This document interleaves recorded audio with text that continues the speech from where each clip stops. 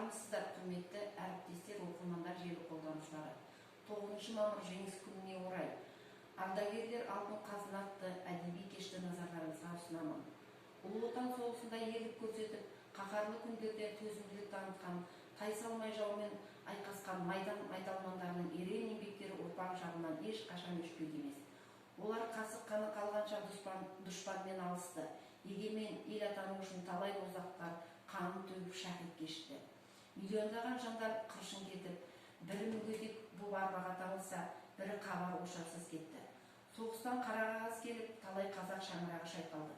Қара басының қамын күйттемей, халқының жарқын болашағы үшін жандарын пида еткен ақтаңгерлердің ерлік істерін жастарға өнеге етіп, елін жерін қорғауға, патриоттық сезімдерін оятып, ұлтжандылыққа тәрбиелеу біздің отан алдындағы борышымыз. Жанкештілік көрсеткен олардың қатары бүгінде сиресе де әлі тың көрінер қарттарымыз да жоқ емес.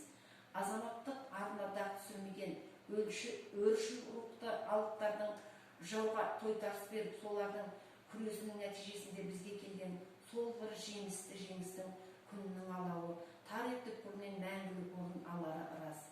Ардагерлердің ерлік істерін ұмытпай, ұрпақ жадында майдангерлердің ел үшін сіңірген еңбегін ұлықтап, оларды патриотшылдыққа, бауырмашылдыққа тәрбиелеп қана қоймай, бойларына асыл қасиеттерді дамыту арқылы жастардың көкірек көзін аша түсеміз.